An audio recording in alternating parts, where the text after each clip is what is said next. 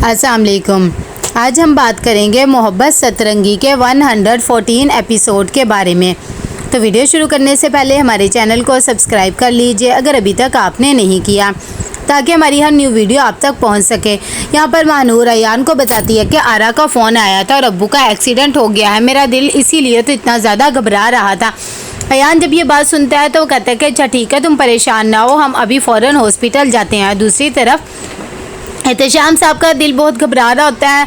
वो कहते हैं कि ऐसे करो, शमीम को फ़ोन तो करो, मैं उससे बात करके देखता हूँ कि इतनी देर में। जहाँ आरा कहती है कि अच्छा ठीक है, मैं अभी उन्हें फ़ोन करती हूँ। जैसे ही वो फ़ोन करने ही लगती है कि शमीम के फ़ोन से फ़ोन आता है। जब जहाँ आरा वो फ़ोन सुनती है तो उसे पता लगता है कि शमीम का एक्सीडेंट हो गया। ये बात सुनकर वो बहुत ज़्यादा परेशान हो जाती है और फ़ौरन अब्बा मियाँ को बताती है कि किसी का फ़ोन आया था, वो बता रहे थे शमीम का एक्सीडेंट हो गया है, मैं हॉस्पिटल जा रही हूँ, आप इधर ही रहे।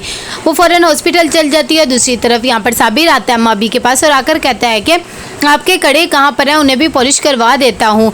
राजदा की सारी ज्वेलरी पॉलिश करवा रहा था। इतनी देर में वो परेशान सी हो जाती हैं तो उसे पता लग जाता है। वो कहता है कि आपने अपने कड़े बेच दिए ना कासिम को कारोबार करवा के देने के लिए। ये तो 1-2 लाख मैं भी उसे दे सकता था, लेकिन मैं नहीं चाहता था भी वो कारोबार करे कि इतनी देर में। अम्मा भी कहती कि वो कड़े 1-2 लाख के तो नहीं थे और चलो ठीक है, अब मैंने उसे दे दिए तो क्या कह सकते हो, राशिदा ने वो कड़े बेचे हैं, मैं क्या कह सकती हूँ। दूसरी तरफ यहाँ पर माँ जबीन आती है और हारिस को कहती है कि आप अपनी फ़िक्र करें, आप बिल्कुल भी अपना ध्यान नहीं रखते हैं। जैसे ही वो हारिस को समझा रही होती है कि इतनी देर में महानूर की माजबीन को कॉल आती है। महानूर बताती है कि आरा का फ़ोन आया था, अब्बू का एक्सीडेंट हो गया, मैं भी उन्हीं के पास हूँ, तुम टेंशन ना लो, अगर कोई सीरियस बात होगी तो मैं तुम्हें बता दूंगी। जब माजबीन को ये बात पता लगती है तो वो भी बहुत ज़्यादा परेशान हो जाती है और कहती है अगर तुम कहोगी तो मैं फ़ौरन आ जाऊँगी, बाकी तुम भी टेंशन ना लो। कि इतनी देर में वो ये बात हारिस को बताती है। हारिस कहता है कि हमें तो अभी फ़ौरन जाना चाहिए, लेकिन माजबीन कहती है महानूर कह रही है कि ऐसी सीरियस बात नहीं है, आप अपना आराम करें।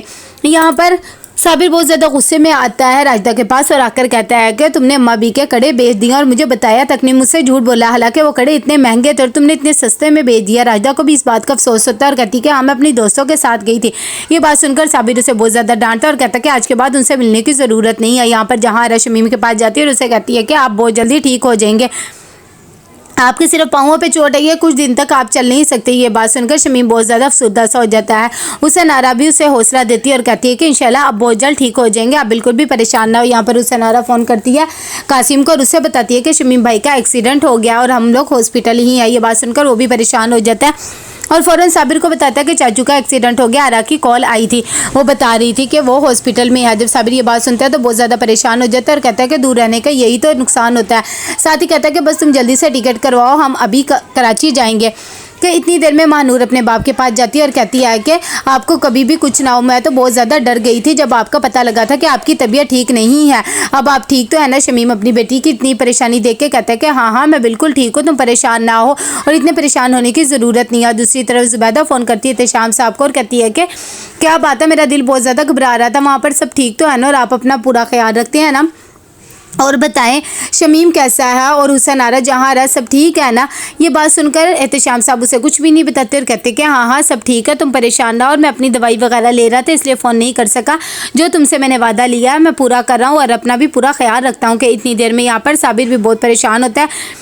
वो कहता है कि मैं अपने भाई को देखने जाना चाहता हूँ और साथ ही राजदा को कहता है कि अम्मा बी को कुछ भी बताने की ज़रूरत नहीं है। राजदा कहती है कि देखिए मैं इस तरह यहाँ पर अकेली हो जाऊँगी, आप यहाँ रह के ही उनकी तबीयत वगैरह नहीं पूछ सकते, लेकिन वो मना कर देता है। कि इतनी देर में यहाँ पर कासिम भी आ जाता है और वो आके कहता है कि मैंने टिकट करवा दी है, सुबह की टिकट हुई है। साबिर कहता है कि चलो ठीक है, हम लोग सुबह ही निकलेंगे।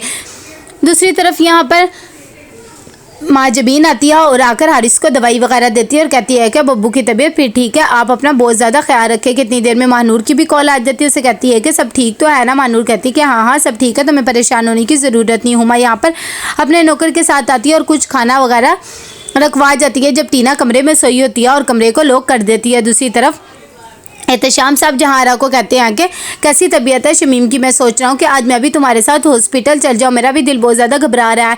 जहरा उन्हें बातें सुना देती और कहती है सब कुछ आपकी वजह से हुआ है, आपकी बदुआओं का नतीजा है, आप उनसे नाराज़ है ना इस वजह से। लेकिन ये बात सुनकर बेचारे बहुत ज़्यादा सदमे में आ जाते हैं।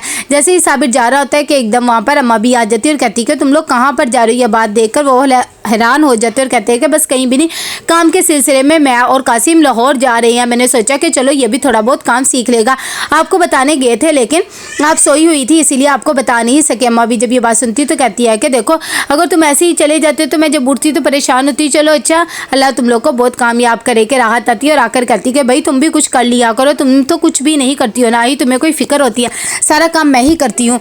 उल्फत कहती है कि आपको तो सिर्फ यही बात आती है, आप लोग को तो मेरी मेहनत कभी नज़र ही नहीं आती कि इतनी देर में उसे दाल थमा जाती है। और कहती कि इसे चुन लो, एक हलीम का ऑर्डर आया हुआ है। दूसरी तरफ महानूर यहाँ पर अयान को कहती कि शुक्र है अब्बू ठीक है, वालिद का सर पे होना बहुत ज़्यादा ज़रूरी है। आज मुझे पता लगा है, मेरी तो जान ही निकल गई थी जब अब्बू का सुना था। ये बात सुनते सुनते अयान को भी अपना बाप कहीं ना कहीं याद आने लग जाता है, लेकिन खैर वो खामोश हो जाता है और कहता है कि हाँ ये तुम ठीक कह रही हो कि माँ इंसान के लिए बहुत ज़रूरी होती है। जहाँ आरा यहाँ पर बहुत ज़्यादा परेशान होती है, वो सनारा के पास आती है और आकर कहती है कि किस आजमाइश में अल्लाह ने डाल के रख दिया है।